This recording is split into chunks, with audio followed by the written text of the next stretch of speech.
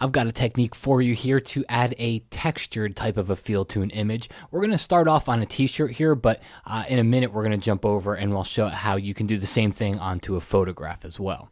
All right, so let's go ahead and start off here. What we've got is I've got this image on its separate layer. So this could be useful if you're selling products where maybe you want to give the appearance that it's got that older weathered texture to it, and you're making product graphics that maybe you're selling online. Maybe this t-shirt doesn't get created until people order it or whatnot, but you want to portray something close to it online. So what I've got is my graphic on that separate layer. What I want to do is be able to put this texture over on top of it. But I want to do it so that the texture actually, it fades the t-shirt graphic here into the t-shirt itself, because that's what you see in a lot of the t-shirts that we have out there today. So it's actually, you're paying to make something look old and weathered, where really you're buying it brand new and it's not old and weathered. You got to love it. So what we're going to do here is we're going to add a layer mask to the layer that has the graphic on it. Okay, it's got a layer mask on it.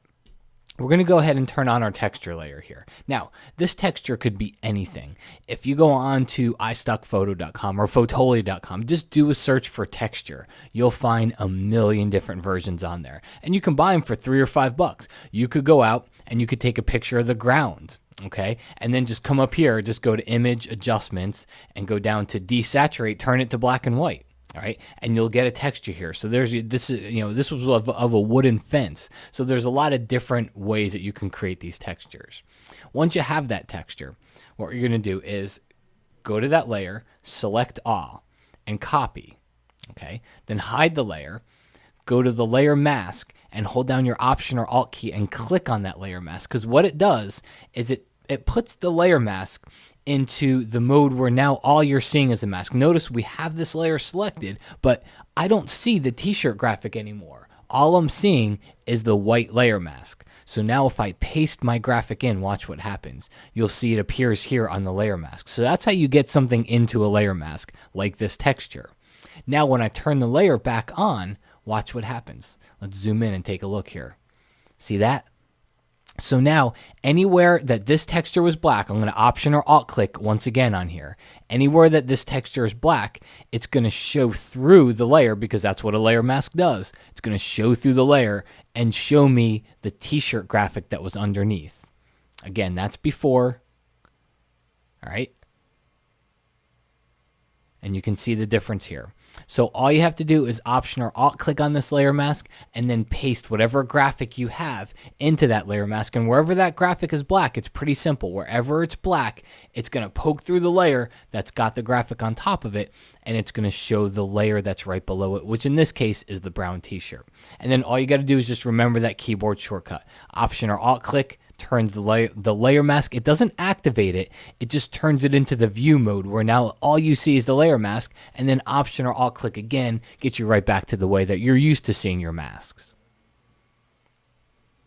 Now, I showed it to you on a t-shirt here. Let's go ahead and take the same thing over to a photo. So I'm going to select this layer. I'm going to drag it on top of the surfer photo here. And it's a little bit small, so I'm just going to free transform just for sake of the tutorial here.